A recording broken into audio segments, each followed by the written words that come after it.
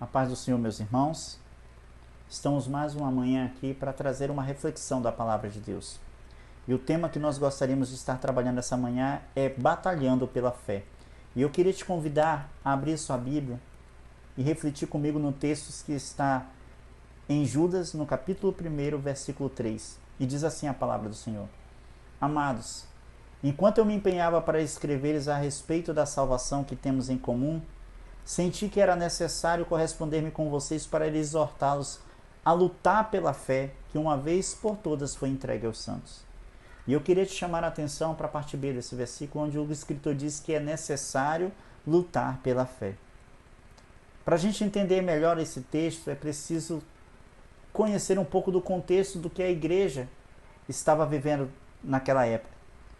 E o texto chama a atenção que a igreja estava sendo minada por falsos profetas, pessoas que estavam introduzindo culturas que nada tinham a ver com o verdadeiro evangelho, que nada tinha a ver com o que Cristo professava.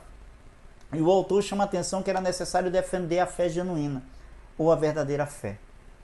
Esses dias eu estava lendo um texto que dizia que quando o evangelho pregado não é o evangelho de Cristo, não há transformação. A palavra de Deus diz que a verdade é que nos liberta. Então o evangelho de Cristo é a verdade. E quem aceita a verdade de Cristo, automaticamente, ou num processo, ele é transformado. E muitas dessas pessoas da época estavam sendo enganadas. Talvez porque não tinham conhecimento da palavra de Deus.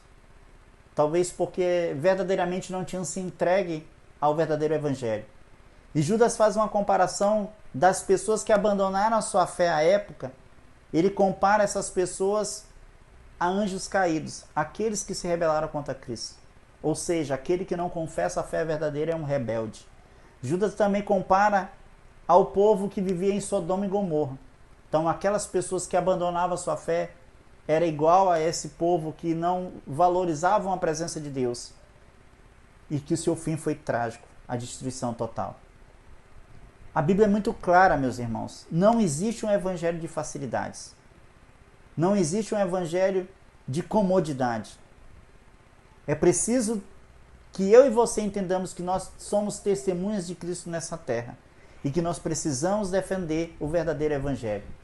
Todos os dias a nossa fé ela é atacada nas mídias, na televisão, no rádio. E a pergunta que cabe a mim e a você é o que nós estamos fazendo? O que eu e vocês temos feito para defender o verdadeiro evangelho de Cristo? A palavra de Deus é muito clara. O Senhor nos comissionou como verdadeiros testemunhas deles aqui. Mas eu queria também te chamar a atenção que é necessário que eu e você possamos reavaliar todos os dias a nossa posição diante de Deus. O que nós temos feito para o Senhor?